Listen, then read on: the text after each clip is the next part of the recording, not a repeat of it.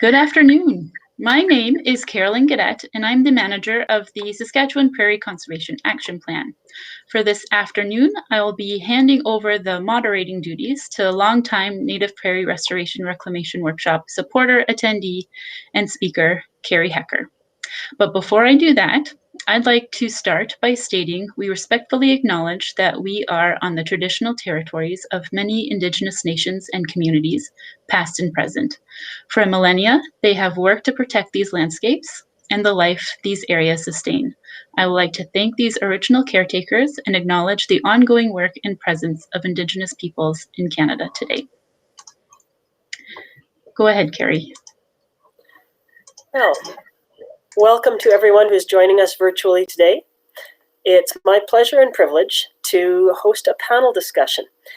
So I've been introduced as a longtime supporter. Well, these folks who are on the panel today are also very much longtime supporters of both this workshop and the industry in general. So I would like, without delay, to introduce our panel. I'm going to start off with Carol Crow. She's an environmental professional and does environmental training. I believe it's the Bear Environmental Program. And Stephen Tanas is the president and senior ecologist of Tanas Conservation Services.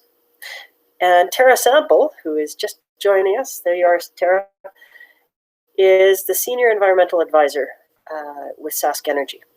Now, I'll actually ask you all to do a really quick introduction of yourselves. So, Carol, go ahead, you're first. Hi, thank you, Carrie, and nice to see you, fellow panel hosts. And I know we can't see everybody there, but hello. I'm actually joining today from Christopher Lake. I've spent a lot of time, my family's from Ontario, but I'm married into Treaty 4 into Kakawishtahow.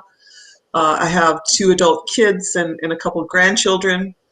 I absolutely love spending, I feel like I have the dream job. Lately it's been a little bit different. We're going a lot more online, but I absolutely love being out in the field, training environmental monitors, helping build that capacity. And everything that this conference is about really aligns with what I believe we need to be doing. So I'm really happy to be here. Thanks. Thank you for that introduction, Carol. And Stephen Tanas, I will give you the floor next. Go ahead, introduce yourself. Well, hello, everybody. I'm environmental specialist. Vegetation is kind of my background. I grew up on native plant nursery with Eastern Slopes Rangeline Seeds. I'm vice president of that, as well as running a consulting company. And then recently we bought out John Morgan, and we're now producing his native plant harvesting equipment and floating island systems for the industry as well. So we're touching on lots of different areas and environments. So I look forward to the questions we get today. Okay, thank you, Stephen. And Tara Sample, your turn. Go ahead and introduce yourself.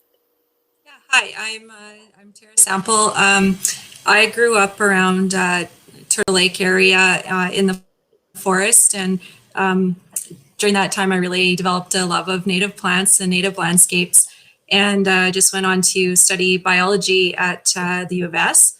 And that gave me an opportunity, being really interested in native plants, to be able to travel quite a bit through the prairies and do a lot of work.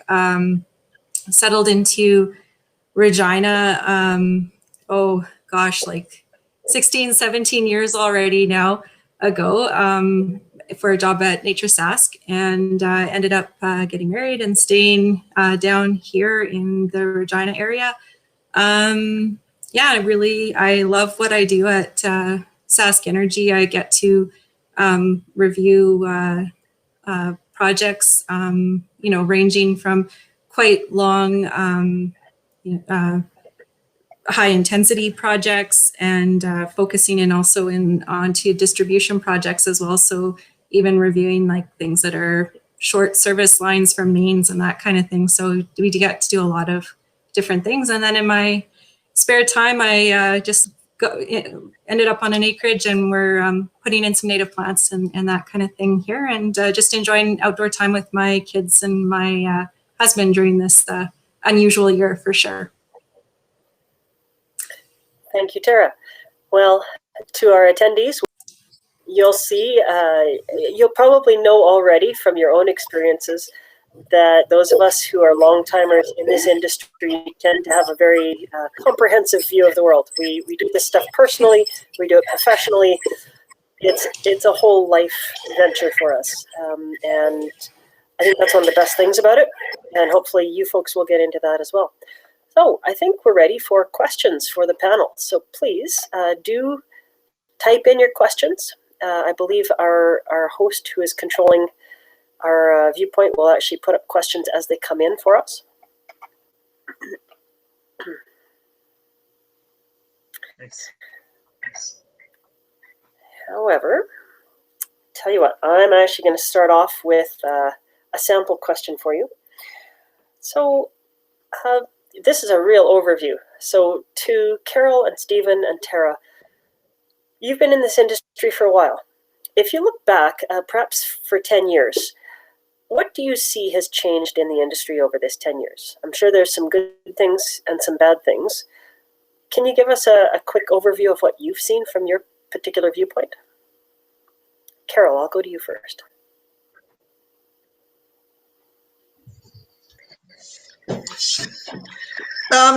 Just from the work that I do more about capacity at the grassroots, having more environmental monitors out there doing and participating in more assessments, and really because native plants are so important when I work with nations, we really try to create as much avoidance as possible to those native plants. And what I found is they're not always the same plants, obviously, because some of the rare plants or that might be identified by a Western scientist isn't necessarily something that maybe the community uses for medicine, or even know, like they may not identify it. So I think that the two worlds, as they've come together, I've seen that helping to reduce impacts. But also, I think that's going to help a lot as we look at reclamation, because I've heard, from a lot of nations, hey, can we collect the seed? Can we do something with it after? Can we put back? And they're really wanting to see that native seedling. So that's why, this is such a perfect way for the, communities and the Western perspective, Western scientists to come together. Okay, I'm actually going to follow up on that one. There's a question specifically for you, Carol. How long does it take participants to complete your BEAR program? Sounds like a good program. That's from Shannon. Yeah, so the bare minimum is a 8-week course. We really focus on recruiting students. We prefer them to have that traditional knowledge or access to elders, or have some sort of interest in their knowledge, because when they bring that cultural knowledge, that's where we really gain their momentum. And so it's minimum that, but there's a lot of levels in it. And what we've been working on is really trying to make that accreditation program with the universities and colleges, because if they want to go into further education, this can also be applied as a credit. So Eco-Canada is doing kind of that, because we just really want to support them long term. So even though the initial is that 8 weeks to get them out there, boots on the ground, we just make sure that they're ready and the doors open for networking long term, because that's, I think, where we need to go. Mm-hmm.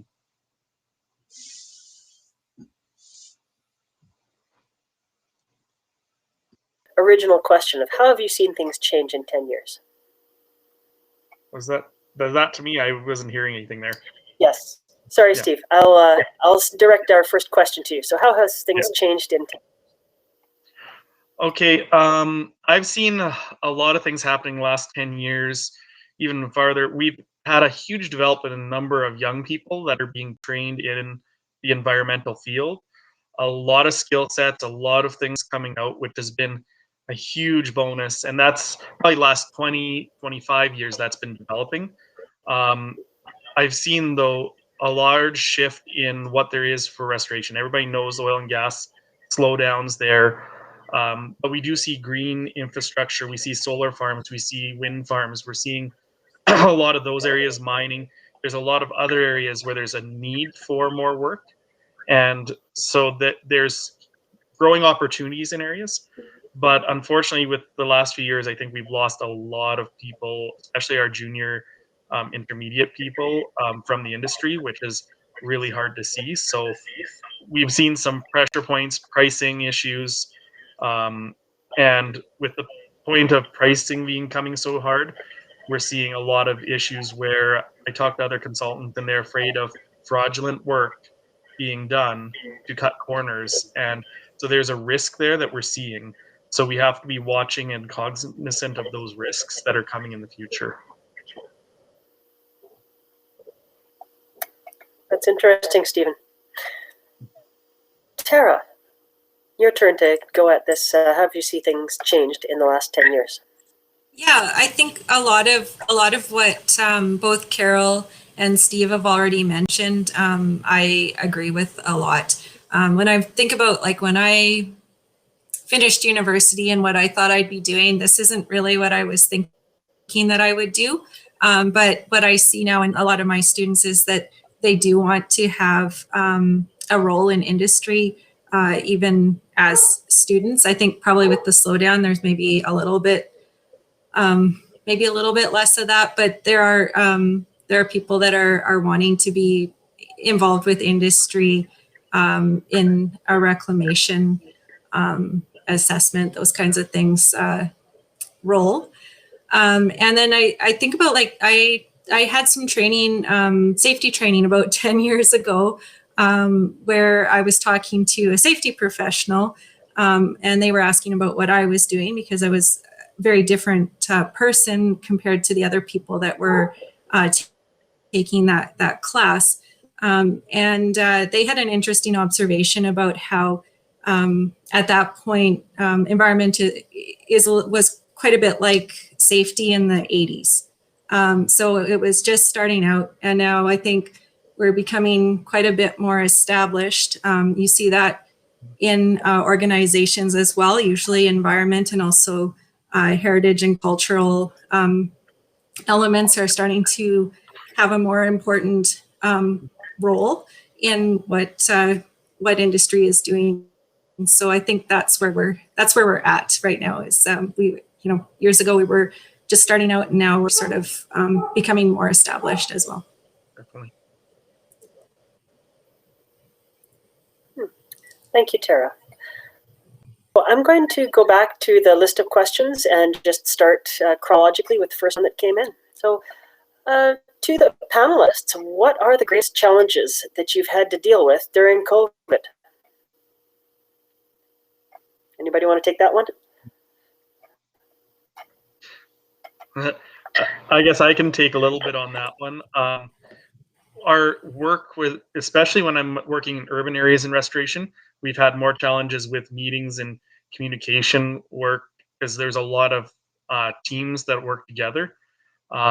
In the grander scale and a lot of our rural work, we haven't been affected a lot because we work very remotely, and in the field you're isolated, so it's a lot easier for us in a lot of our rec work where we're independent on our assessments. But anytime we have to bring in teams together, that has been more of a challenge, and that's something that we have to work carefully around, especially as the rules are fluidly changing on a daily, weekly basis. So yeah, I think we've had challenges with reclamation in that it kind of limits the amount that you can do because you are taking those extra steps to make sure that that teams and individuals are safe in the field.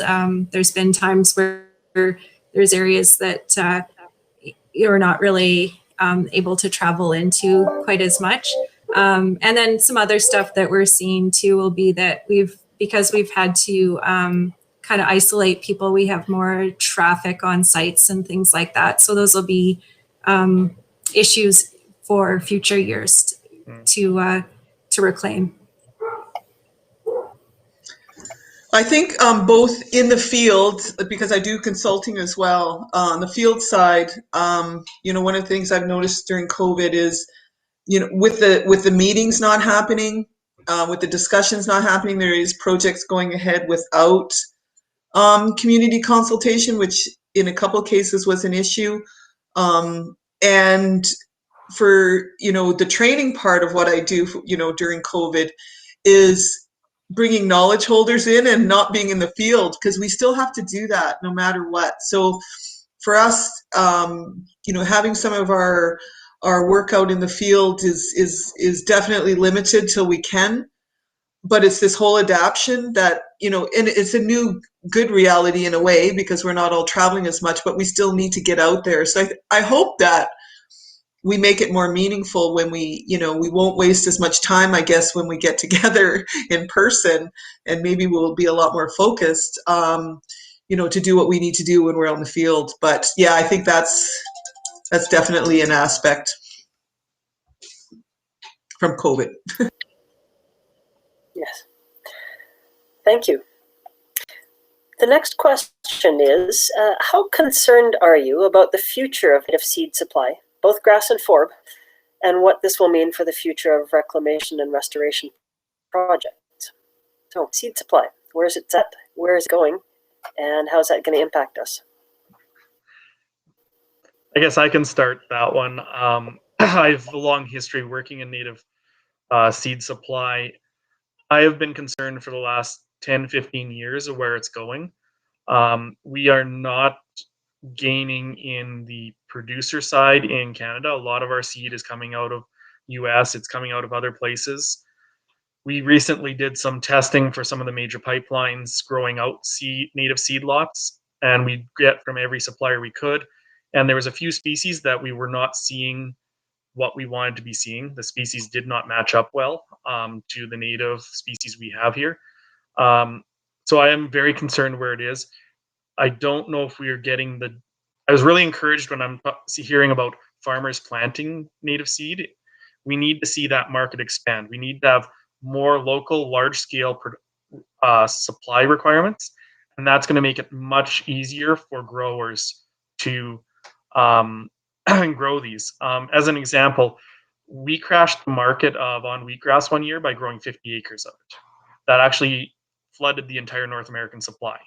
So we're not talking about demand for 10, 15 acres per species, and that's tens of thousands of pounds of seed.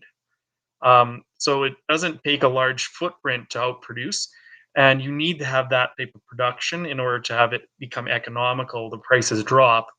So it's the cart before the horse problem. We try to keep pushing for more seed production, but if we don't have more demand, the price never comes down. And so we get this cat and the mouse problem when nobody wants to go in the industry. And so it is a challenge. Live plants has been our solution, and wild harvesting. We source a lot of our own seed or through other growers that we know. And we're very carefully selecting from who we get the seed from now because of those issues.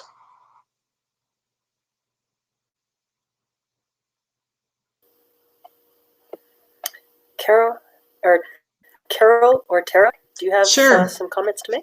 Yeah, absolutely. It's been a huge concern, native seedling, in terms, and this is something with working with communities for more than 20 years. This is usually their number one issue, is they want it reclaimed with native seedling. And in the prairies, most of the reserves, there is a lot of native plants. They've got probably a good majority of them. What I've seen, and even a discussion I've had this morning with one community, because we're doing land use planning, is they really want to take back all their farmland that they're renting out and really, take inventory and what can they do to bring some back of some of these native plants, and how can they, sort of restore those lands a little more, and not, because they're not making that much money off of renting them out. So looking at that a little bit differently, I think there's going to be a lot of opportunity. But again, the demand and everything, there's, it's just not that easy of just turning it into that. Yeah. So, but at the same time, I think there's a real need for it, because we will come to the point where there's going to be a bigger demand. And the harvesting part's hard. I find that, even there's been opportunities for communities to go out and do a harvest before, say, a development, so that they can maintain some of that seedling. Not a lot of direction and help. So I think we got to really figure out, what does that look like? Exactly what you said, so we don't make mistakes.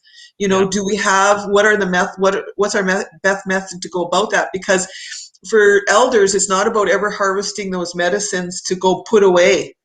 They just don't do it that way. That's not how it works. You harvest when you need it. You don't just harvest it to hold it. But if we could harvest it for the seedling, there is those opportunities, I think.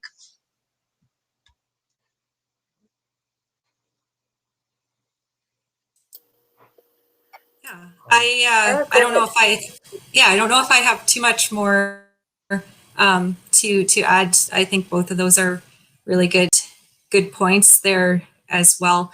It is concerning that there might not be enough seed. So I think that it probably, even, you apply those things to other, I guess, other components of your business, right, as well. So it might be that, that there may be more pressure, and maybe this is probably a good thing, is to maybe not develop to go into those areas to begin with, because of that. But I think that either way, we need, for, this conference, there were lots of other people that were doing reclamation for a whole lot of other reasons as well. And we do need that seed, because we really do need that. We need those plants, and for the species that are here as well, and for our own well-being as well. So it's very concerning, I guess, on personal level, and then also from a work perspective as well. Yeah, if I follow up just quickly on that, we've gone to the method of, we supply our own seed for our own projects, do a lot of our own collections, and then get our own grow outs. I think for a lot of industry, mining does this a lot already. They do their own collections and then have it grown out. For seed, it's a little harder. They need larger scale. You need a breeder plot system. But basically, projects, custom growing and getting relationships with growers is kind of the best way for those long-term projects to go forward. And that'll help build capacity. If they're talking to these growers, giving contracts to them that are guaranteed, growers will likely grow extra, and that comes onto the market. Yeah. We also look at, again, like what I guess, not having that resource available to the level that you want. I know on our transmission lines, we do trench width stripping. So we make decisions that are hopefully reducing the amount of seed we'd need overall. And we also try to handle the soil really well, because that seed bank is still there. So it's those things as well that you need to do during the construction phase that'll ultimately help you in the reclamation as well, and make it more successful. I'm actually just remembering a session a few conferences ago on what we called at that point forward contracts. So essentially, the Canadian Wildlife Service had a contract with the Thompsons, Gordon Marge Thompson, and said, we'll buy as much seed as you can produce up to this moment in the next year if you can collect it for us. And so they could afford to hire someone to help, because they knew they'd get the money for it at the end of the day. And that kind of surety, rather than the year-to-year enormous fluctuations that you can see in the market, depending on what's going on in a given year, that kind of surety is really good. Yeah. There's my 2 cents. I'm just a moderator. Sorry. So I got a panel question for, this is from John Morgan. Cool. So good to have all your perspectives on restoration. This question is for Andy and all. Where do you see restoration going in the future in Western Canada? Should get him to answer that question. Yeah. Who would like to take a stab at this one first? I feel like we have no choice. I mean, I feel like we've got to do something. I think our water's in trouble. You know, we need our riparian zone repaired. We need our, you know, some of our wetlands, which happen to be where a lot of our you know, urban values are. Unfortunately, we really got to think about this seriously. I hope that you know, groups like this, the voice can get out, this organization, and you know, we have industry here too. So I think we can do something, and we need to. I think there's an urgency, or feel like there's an urgency. Mm-hmm. Yeah, I think that just even if we're talking about native grasslands, that ability to store carbon with native plants, maybe that might be part of the future as well in terms of taking more and more agricultural land and you know, capturing that carbon in a way that Mm-hmm. you know, securely locks it into the ground. Right? We talk about trees, but the grasses do a great job of storing that carbon and locking it away for a really long time if we invest in grasslands and invest in restoring grasslands. Agreed. I see a growing hope for restoration, and mainly because our population is more environmentally in tune. And because of that, there's going to continue to be more pressure to do better work in our reclamation and restoration across Canada. Mm-hmm. And so I see a growing push towards better rules, better legislation. That over time is going to happen. We may have hiccups where things retract for a while. Economics are making it hard at times, but there is that push for it. And everything I'm seeing, if I look at the last 25, 30 years that I've been in this industry, looking around at it, everything has been improvement. We've seen downsides, like native seed industry supply was way better in the 90s than it was in the 2000s. But at the same time, we've seen better rules, better pushes for better quality restoration, more research showing us how to do it better. So I see it growing. I see us having more flowers, more of the pollinators, more complex restoration instead of seeding 3 species and that's done. Things are going to keep getting better in that sense. We're doing better jobs as we know how to do it better.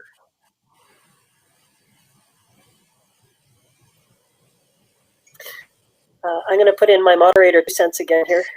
One of the benefits I'm seeing, and I think is going to continue going forward, is we've got a lot more Indigenous involvement, advice, participation.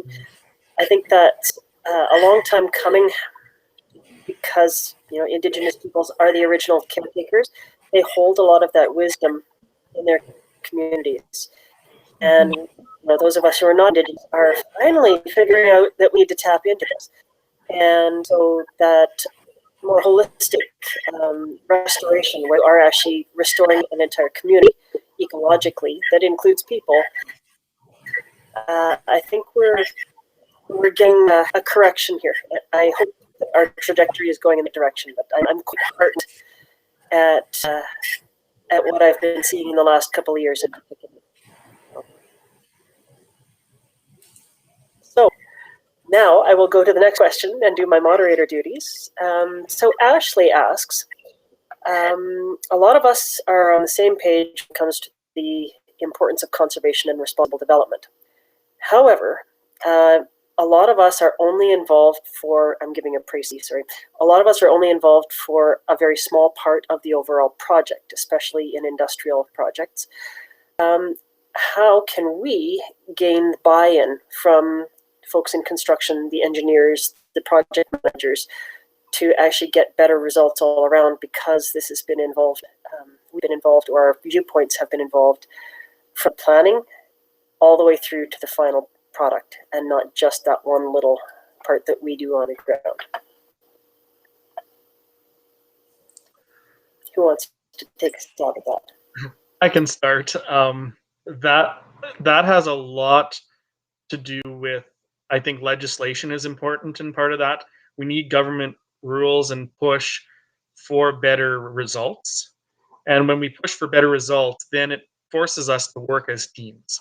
And the biggest thing is, as you mentioned, when we bring in First Nations understanding, when we bring in landowners, the ranchers, then we start planning things more fully around what is the land use, what is actually happening in the land, and we can be put more foresight in. But it means that we have to start treating reclamation from the beginning. Are we choosing the right sites to disturb from that beginning point all the way through to the end result in restoration? And when we do that, when we map out where are the areas that are the most resilient to be restored versus the ones that are going to be the hardest to restore, we can actually cut the cost of reclamation. We can do it much more efficiently, quicker.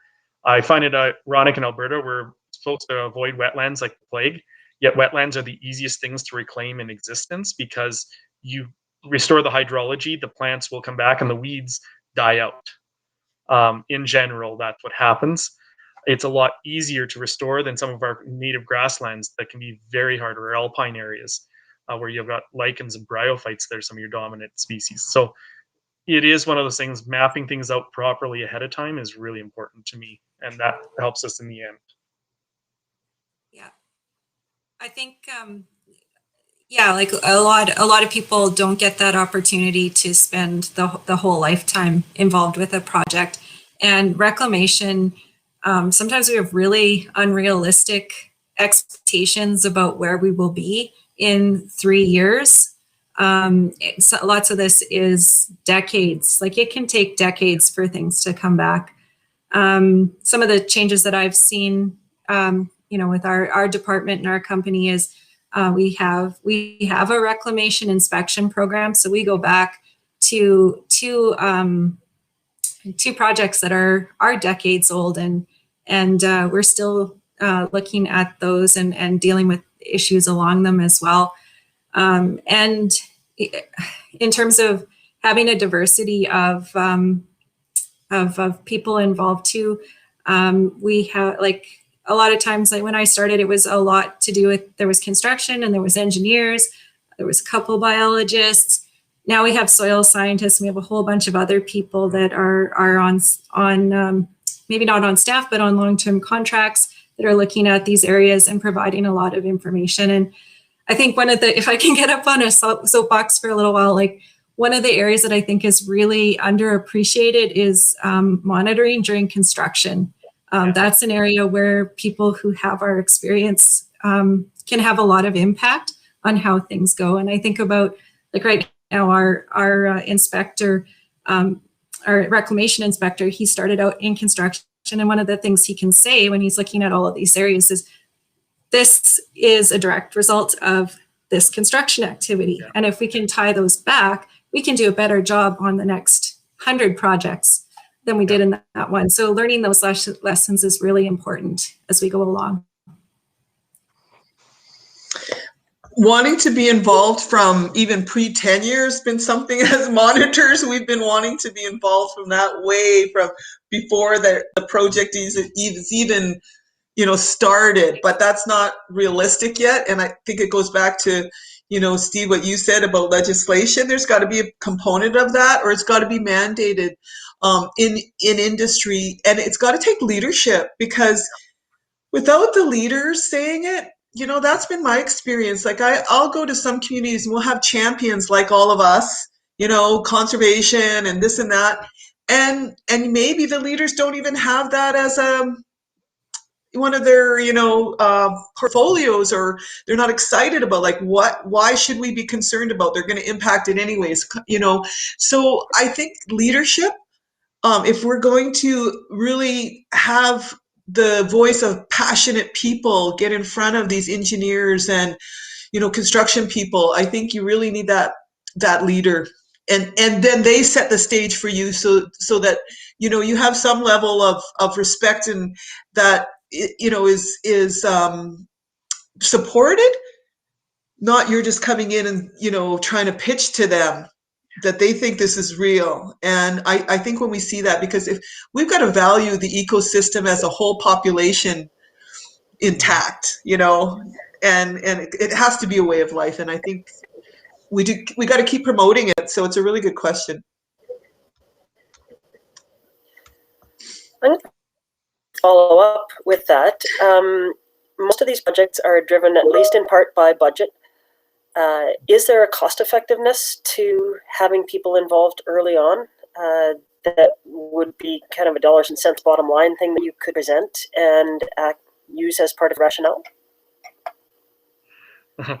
There definitely is. I've got one great example was a well site that I was doing the rare plant survey on beforehand because of the rescue grasslands it was in. And we had the company trained to use minimal disturbance, matting their well sites. So basically they had a 4x4 meter disturbance footprint. And we had the construction contractors laughing at the guys across the road from them, another company that were drilling another well with a full strip. And he was pointing out the like over $100,000 in savings they were seeing based on this technique that was having minimal disturbance because they had no rec costs. Basically, they had the assessments. But the native prairie was basically undisturbed. And so once we got them trained to this, there's huge cost savings they were able to have. We mapped out tame pasture areas around the native grasslands, and they directionally drilled from the tame pastures to eliminate any disturbance and cut their costs. So proper planning at the beginning can drastically change the outcome and the pricing because we can tell them where to use rig matting, where to use two gravel tracks instead of a full built road. There's lots of options out there to mitigate and minimize disturbance, and that promotes easier restoration reclamation at the end product. So following it through, having good reclamation planners as well as people with integrated experience from pre-site through restoration to understand the process is important. Unfortunately, there's only a few people out there with that skill set. Usually everybody specializes in one specific area. So that's a very hard skill set to get good people in. So that's the downside because it means you have to be an expert in a number of specialties, which means very senior and more expensive people. Anyone else care to comment on that?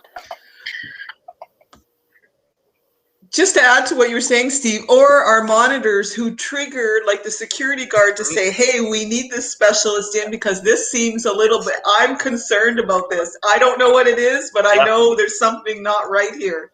And they're really good at it. Like they're like, you know, they know we now need a scientist, or we need a hydrologist, or we need a biologist, or we need an ecologist, you know, or an elder, you know, because we're not sure. And I'm not saying that's the perfect world, but I'm saying it's some of the capacity that can help too, by having them out there to alert, because you can't, you know, affordably have all these scientists and elders out there, you know, waiting for, you know, and walking the sites. It's not feasible. Mm-hmm. Very good point.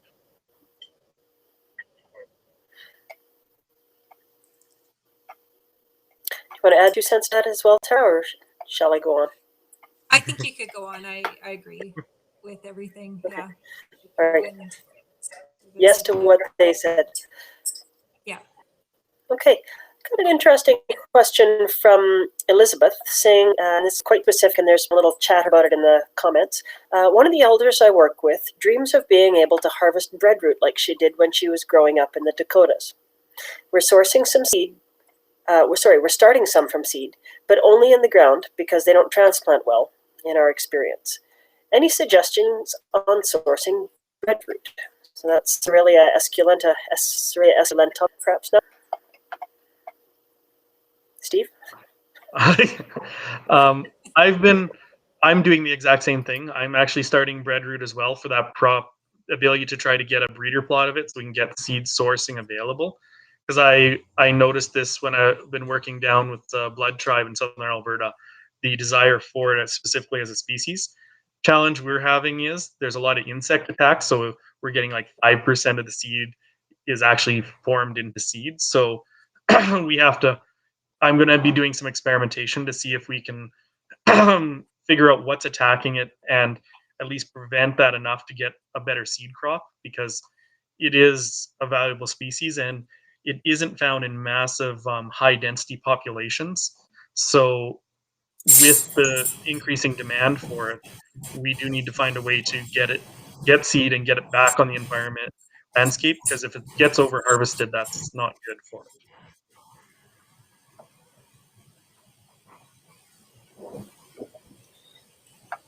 Right. A slightly different question then is from Patricia. It says, how can we citizen scientists who collect and sell wild harvested seeds guarantee a reasonable level of seed viability or germination to our buyers? Should we ask for feedback from our buyers?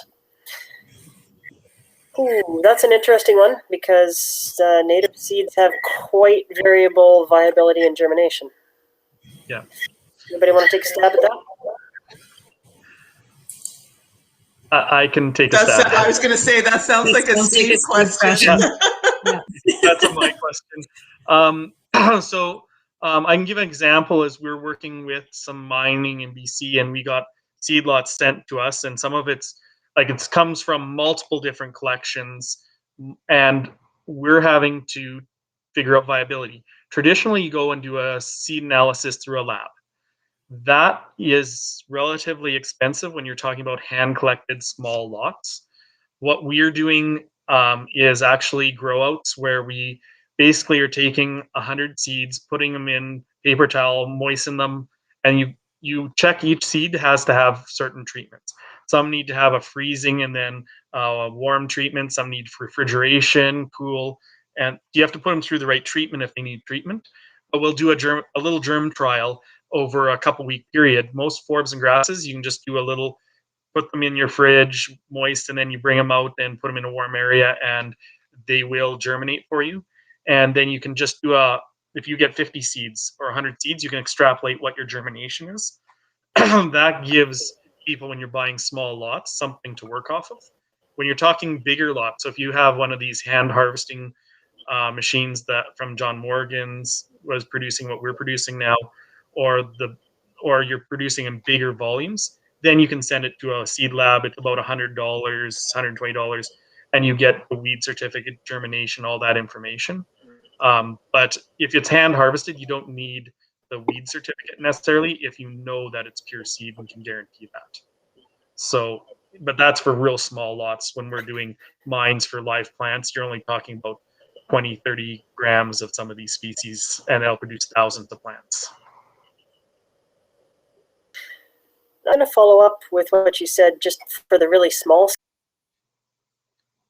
Doing wild harvested seeds, and you do those germination tests, you can actually take your germinated seeds and very carefully pick them up and put them in a little plug and grow them then. And then you'll have live plants which you can use to propagate more seeds or sell the live plant material, which would be pretty cool.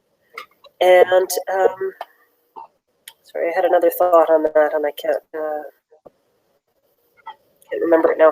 It's a bit tricky one. There are a few species that don't grow well. They've got strong seed dormancy, and grass and needle and thread grass are some of those where you typically do tetrasolium nesting.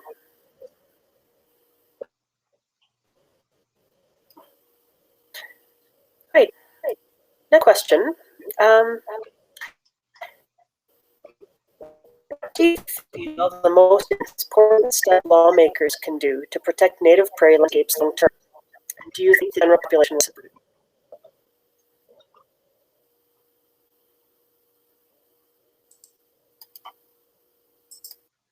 it? I missed that question, sorry.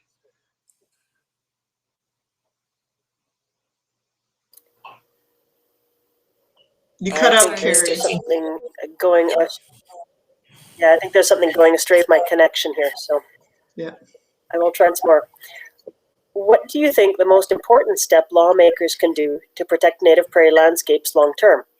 And do you think the general population would support it?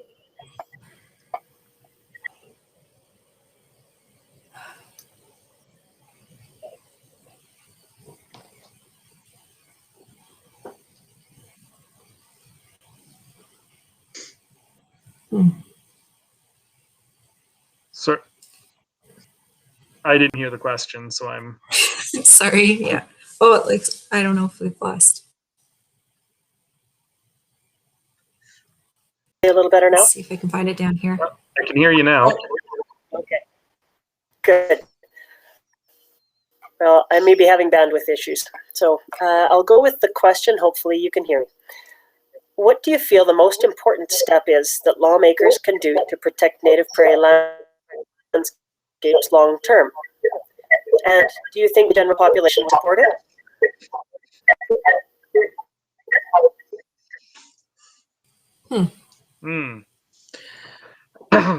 I think, like, for protecting land, one of the things is having, we've got in Alberta in rough fescue grasslands, PNT, where they basically, if you're going to disturb fescue grasslands, you have to actually justify to the government why you need to. They put more scrutiny on any approvals in those grassland types. So putting in some protective notations, depending on the jurisdiction, what those will look like and how the legislation plays out, but having some type of notation such that when you're in areas that are suspected of being pristine or good quality native grassland, it requires companies then to justify why they need to go in there and how they're going to minimize disturbance and reclaim it.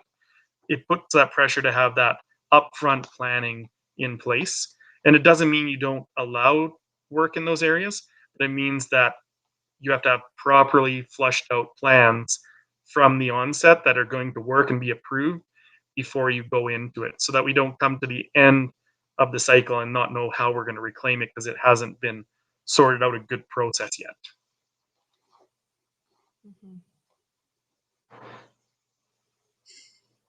Is there any, I know the word citizen science gets used a lot, and I really like that because I think it's such a critical component.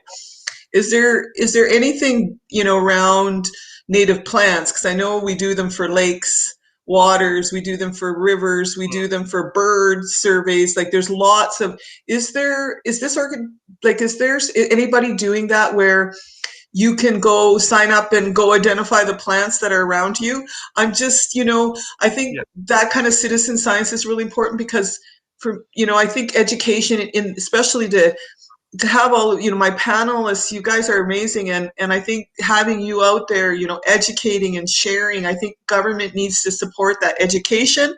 I think they got to promote grassroots, programs and processes to involve people. And that's how they're going to care, because if you don't know how important the ecosystem is yet, wait till you find out. Yeah. And then once you find out, look, you're hooked, Yeah. and I think that'll help a lot. I think government really needs to get into that component too. Yeah. Yeah, there is. I think about like the work that I do on which is distribution that provides gas to people's houses.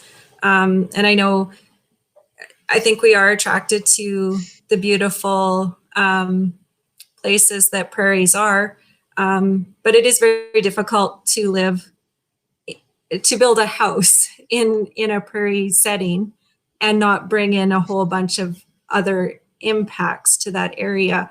So I think sometimes like that's something that I look at too when I'm reviewing a project for a subdivision or something like that. So I think that the more the environmental industry or the industry professionals are kind of brought into other areas such as housing and that kind of thing, I think things will probably get better that way too, because it is difficult to look at like just a gas line in its own, just on its own, and not think about all those other things that are happening as well.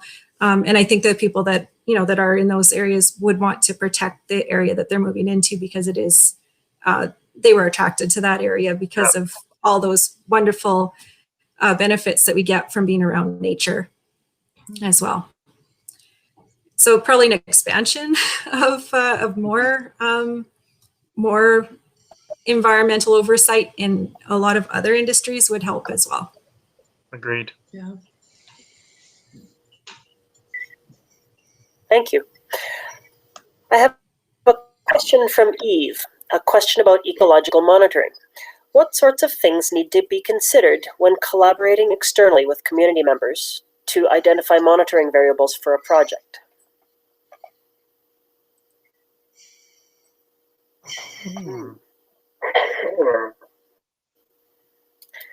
So when you're actually defining the monitoring variables while collaborating with your community members.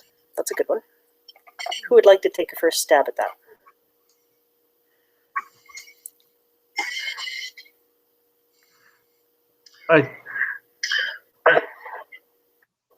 I can give a little bit if we're looking at monitoring. Oh, I'm getting feedback on my end. The monitoring variables, I think you need a team. Like when we talk about getting our First Nations support, we need to get, like, you need to, when you're looking at monitoring variables, you're looking at a group of scientists, your First Nations, you're looking at that group of people with experience and knowledge in the area to help define that specific area and what variables need to be addressed in it. So that's kind of the approach I would be taking, is trying to get local experts and a very diverse base of experts. Yeah, and just to add to that, I think also, depending on what community you're talking about, if we're talking about Indigenous communities or just your general community, one of the things that I've been learning is that in order for us to have a lot more respect from our different perspectives and views, we do need to create some ethical space. And that ethical space needs to, and this is something new to me, is allow for people's reality, their worldview, to be included without us going, but that doesn't fit in the box, or that's not the way we were taught, or that's not what, how it's been working. I think we have to do that. And the reason I say that is because when I think about even, environmental monitoring from Indigenous worldview, that is, reading the land. Sure, you're using some of your history and knowledge of the land, but you're also reading the land like a book. So you're going out there and and there's a spiritual level to that. And so, those prayers and those offerings are going to reveal more than you expected because of that. And so I think I think that's probably the most important thing when we're collaborating, is to really allow people to come in with their reality and be open to it. And I think that's how we're going to, make a much better monitoring program.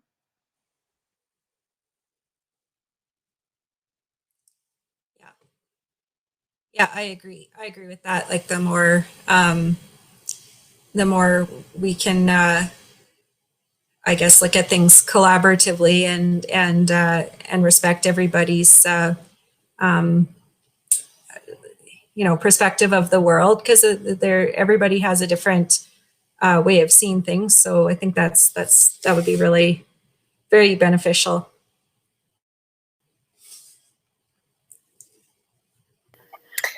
I'm going to pick and choose a few of the questions now, so please forgive me if you're in the audience and have a question and I skip over it. I hopefully will get back to it. I have a question from Tracy saying, what do panelists think of including species from more southern zones in seed mixes for northern zones to anticipate climate change? So moving the seed out of their existing zones a little bit further north. Thought? I don't know. In my world, I don't know that that's actually something that I would be considering. I think that it's probably, for the reclamation that I'm doing, I think that it makes more sense to make sure that the species that are going to help that area sort of back onto the trajectory that it should be at after the disturbance is more important. And I don't know, I worry about trying to predict what is necessary in a different environment. It just with experience with invasives and things like that, I would be concerned about trying to make those calls. So that's not something that I have given a lot of thought to, I guess. I'm similar in my thoughts on that. One of the biggest challenges in restoration is failure because we get invasive species. So if we are trying to plant species that aren't currently adapted to the site presently, and then that results in us going to more invader getting established, that could derail your entire process as well as the surrounding ecosystem. So shifting to other species has to be done very, very carefully. I wouldn't do that. Generally, our grasslands are very resilient, and a lot of our species, like we plant northern wheatgrass in the dry mixed grass prairie, and it grows all the way up through the fescue parkland. So a lot of these species have massive ranges. So I wouldn't be focused on introducing something completely different when likely you can have species that exist in your system already that will just shift dominance. So with climate change, you're likely going to see shifts in dominance between species that are already present, and slowly after time, then new species will move in. But that's a slow and long process, and you can't rush it. Rushing the process will likely result in failure of restoration.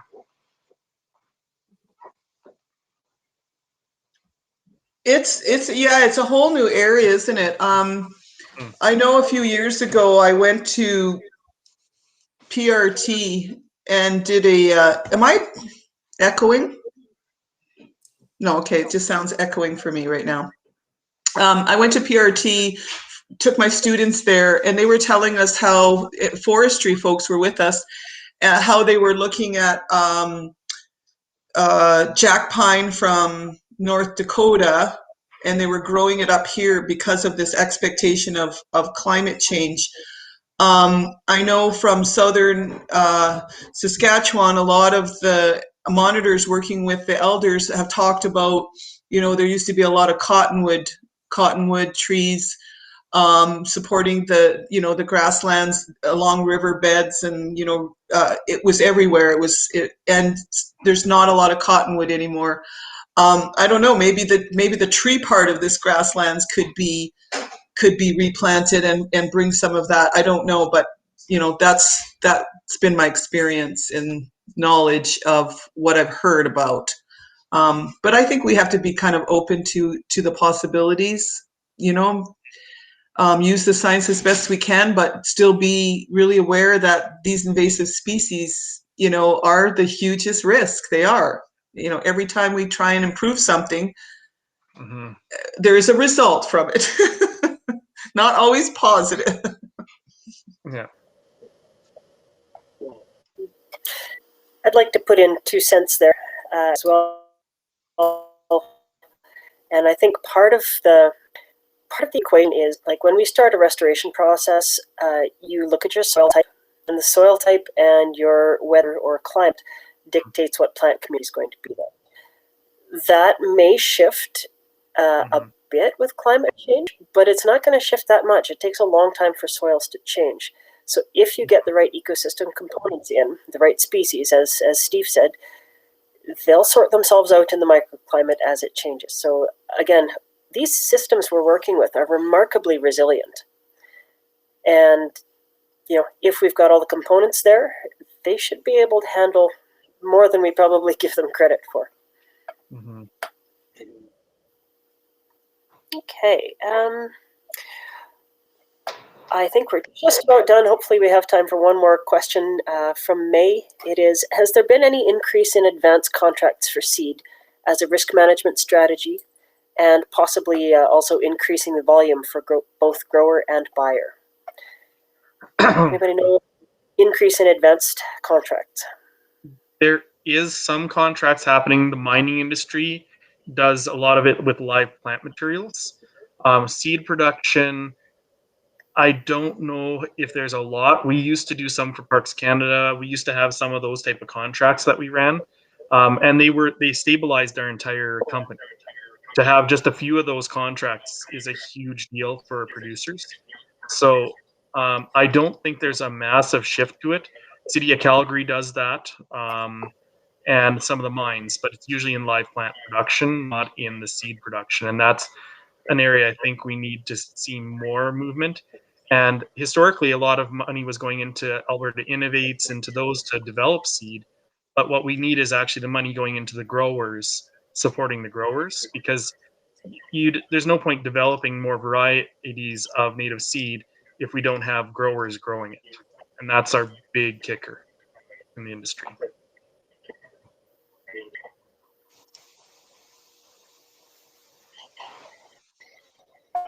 Carol or Tara, any comments on that one? No, I can't comment.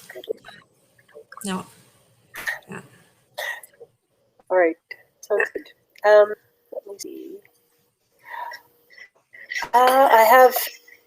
Is there a role for governments at the federal, provincial, and municipal levels to encourage growth within the seed supply industry? And what might be the most effective way for Native Prairie advocates to engage with them on this issue? And that's pressure companies to seed all their ditches to, or not companies, the governments to seed all ditches to native species. That there would be a game changer. It would drive the entire industry to have surplus supply. We have a massive number of roads, and if all new ditch work was done with native species, that automatically would change. I think Iowa was one of the states that did that. There's been some U.S. states, and that's where a lot of their native seed production comes from now because of that. So that would be did that, I think.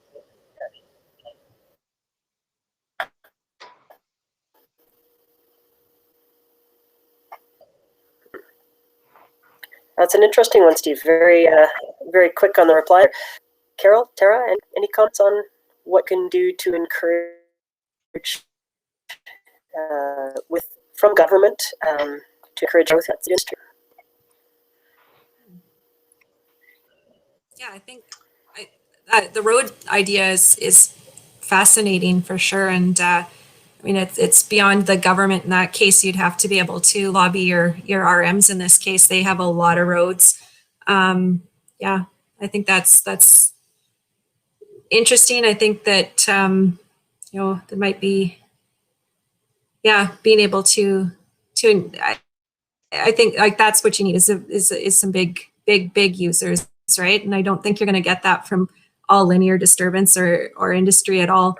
But yeah, there's no place like Saskatchewan for roads, so there's that would be a game changer for sure. And I guess keep them in your network. Keep networking with them, because that's where it changes. If you're involved, I'm not sure what kind of policy organization that's available to this industry, but maybe that policy organization is where you start just kind of pushing something to put in front of government and say, hey, this is our idea, this is what we think should happen. Because I think it's active. You have to stay active, and because lobbying's changed so much, you actually have to be a registered lobby for the federal level, which companies do. They already have it. So if there's a way of networking even with companies, government together, even municipal level, could they go higher up and really promote, we need to do these policies. But I think advocating and networking is really one of the key ways we've got to get people on, on that level.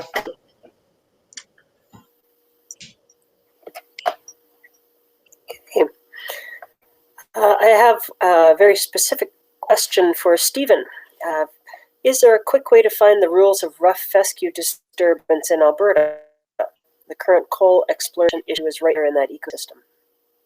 Yeah, and I have the PNT is all those fescue grasslands in southwest, so foothills rough fescue grasslands. The rules around it, your best bet would be talking directly to Alberta Environment and Parks. I know the coal companies are directly working with that issue. I've already harvested seed specifically for them. They don't have approvals yet, and they're already stockpiling seed in case they win this, because they know that the seed doesn't come every year. So last year was a seed set year. Those companies were securing seed. Same thing as Trans Mountain had secured rough fescue seed ahead of time under Kinder Morgan before it even. So they've been stockpiling. It's been a number of years. So some of these projects look a number of years in advance, preparing and planning. And like with that PNT, they have to have a restoration plan in place for fescue grasslands. So those should be in their hearings that they've got actual plans. And if not, they'll be asked specifically by the government to supply that information before they get their approvals. So they are working on it. I know Grassy, which is the one that's currently under consideration, is actively working on it. I'm not as sure about some of the other ones that are just exploratory, but as soon as they decide they're proposing to make a mine, they start working on it. Even like the timber companies, like Prairie Lake Sawmills that has down there, they have to have mitigations for fescue grasslands. And I've seen them make mistakes, go through a grassland and have to reclaim it, putting in live plants of grass, not just seeding, because they had to guarantee it back because they made the mistake of going through. So there is some pretty good pressure there from the government. I really like how that policy is played out in Alberta. It is working, and they still can develop. It's not preventing it. It just means good planning is required.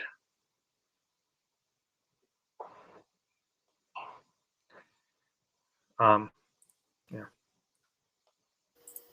Yeah, no, that's good, Stephen. Thank you. I do have, like, we're getting to the end of our time here, so I'm actually going to ask one sort of final question looking towards the future. Since I started off with a really broad question looking back, and John Morgan asked a really good one of where we see the industry going, I'm actually going to ask a very specific question about the future. So how do you plan for the upcoming year when things are so uncertain? So with regards to work plan, budget, coding, all of those things. And yeah, just looking to the upcoming year, we are very focused on our growing season in Saskatchewan because that's when we have to do work, and that goes for all of the prairies. We've got very distinct seasonality in our work.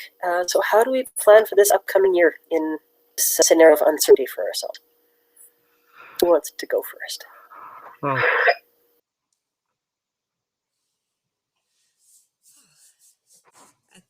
That one, I don't know, like that there's lots of uncertainty in general in life and in work. And so I think we've, at least I know in our company, we've adapted, to this new reality.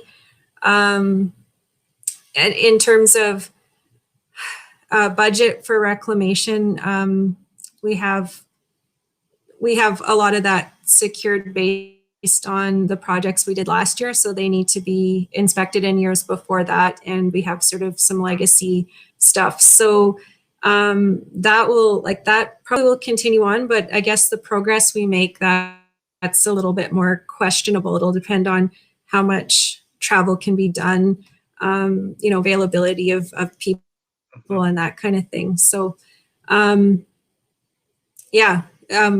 we have it planned, but we also have, we know there's going to be some challenges there too. And weather's a huge issue too, right? With climate change and everything as well. So not only in what we can actually get done during any particular year, but what becomes a big issue as well, because we see precipitation, especially coming in different volumes and at different times than we would expect. So yeah, there's always a lot of challenge in reclamation, and I think you need to have an adaptable plan. So you start out with your plan and you continue to review it as time goes on, and you just keep adapting. I agree with that. And in my case, when we're dealing on the consulting side, it's a lot of just be open to changes. Like last year, we found out projects were shelved and restarted like in weeks apart from each other. So suddenly everything's a full stop and then everything's a full go. And then you had to be able to react very, very quickly. So we have to be a lot more flexible because you can't predict the budgets. You can't predict what you're going to be allowed to do. Can we have groups of people outside? Can I access other provinces? That's a big question now. So we have projects crossing boundaries, and can we actually get where our projects are? I've got some that I have to cross through Yukon into BC, and that was very, very challenging last year of being able to access my sites because I wasn't technically allowed to be there. So those are very hard challenges to work through. I feel like we have a little more time to plan. Mm-hmm. I think for planning, in the future, reclamation has always been something that's just, we'll do that later and we'll think about that later.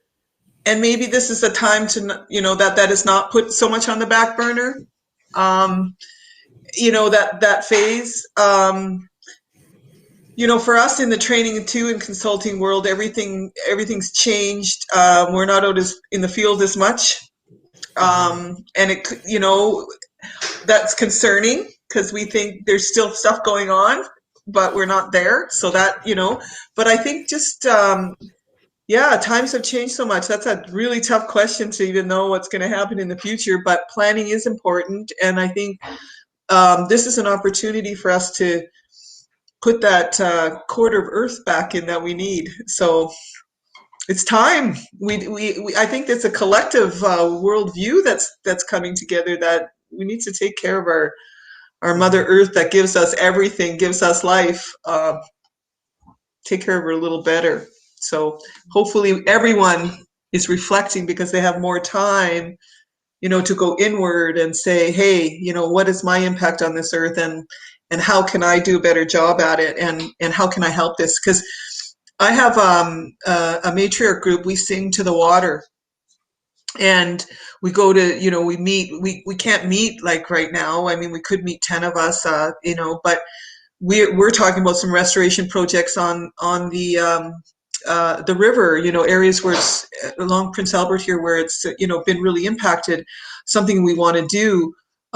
So now we have some time to plan, but, I think this is a good time for us to really think about what that even means too. Yeah.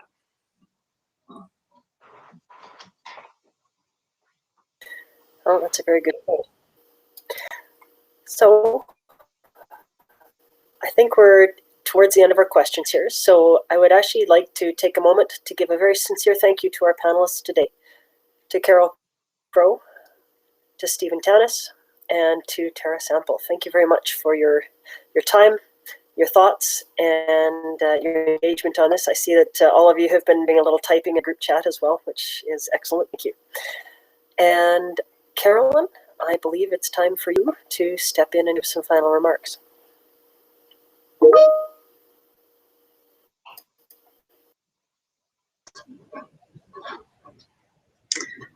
Thanks, Carrie. Everyone can hear me now? So thank you so much, Carrie, Stephen, Tara, and Carol, for your insights this afternoon. We really appreciate you being here and sharing all of those insights. As we close our virtual gathering from homes across North America, we acknowledge that the lands and waters we've discussed are homelands and, in many cases, unceded territories of First Nations and Métis peoples. We would like to reaffirm our relationship with one another and encourage you to take a moment to reflect on how we can contribute to the goal of truth and reconciliation.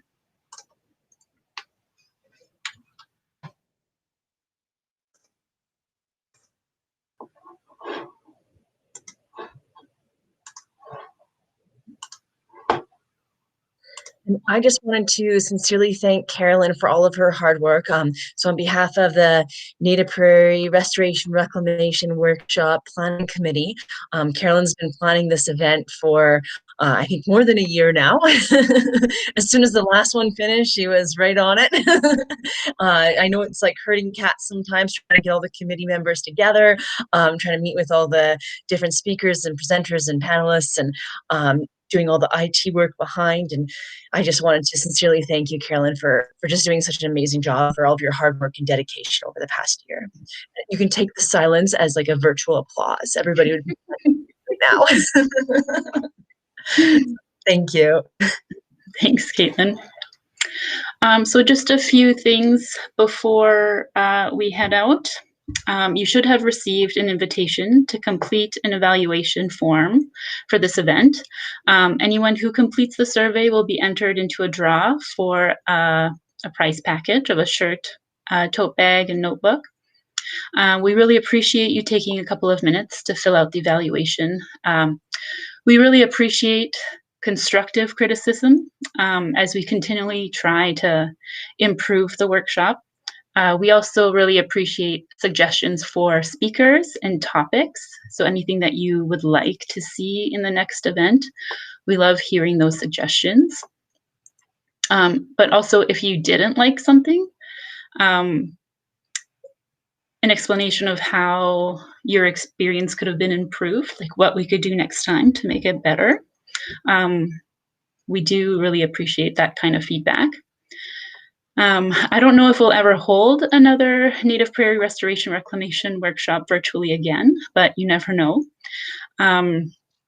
We are helping the Transboundary Grassland Partnership host their Montana's event this summer using FeedLoop. So we can use any feedback that we get for that event. And we also use the information from the evaluations to report back to our sponsors. Speaking of which, I would like to acknowledge that this event would not be possible without the long-term support of our platinum sponsors, Trace Associates and the Mosaic Company. We are also so grateful to all of our gold sponsors, Crescent Point Energy, Enbridge, Environment and Climate Change Canada, the Canadian Wildlife Service, the Faculty of Science at the University of Regina, North American Helium, PV Industries, Sask Energy, Sask Power, Sask Water, and TC Energy. Our silver sponsor for this event is Truax Company. I would also like to thank our bronze sponsors, Brett Young, CN, Earthmaster Environmental Strategies, our advertising sponsor, the Alberta Society of Professional Biologists, and our participant sponsor, the Society for Range Management, the Prairie Parkland Chapter. Ooh, that's a lot. I would also like to thank Caitlin Rose Seiler, who has been instrumental at helping pull this workshop together. I'd also like to thank our planning committee for their hard work over the last year. We always appreciate their feedback, their ideas, and their willingness to exploit their connections. A big thank you to our presenters and discussion group leaders for their contributions. I like to think of Saskatchewan PCAP as and the planning committee as providing like a shell or a stage for the restoration workshop, which is no like small task. I don't want to downplay the amount of work that goes into it because it is a lot of work.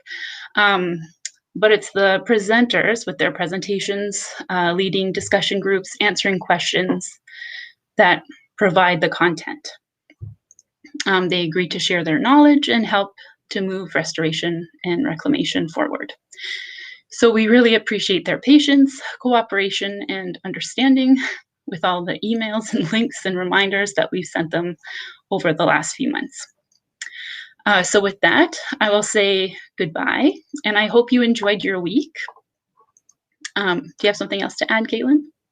Yeah, there's actually been a few questions about how long the recordings will be available, just before we all. Oh, sure.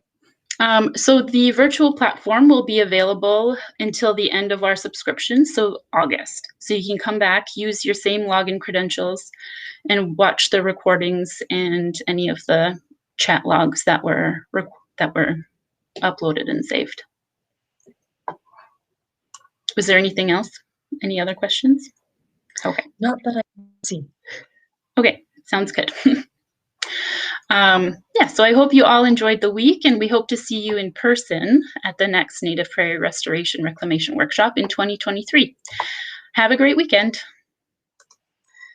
Thanks. Bye.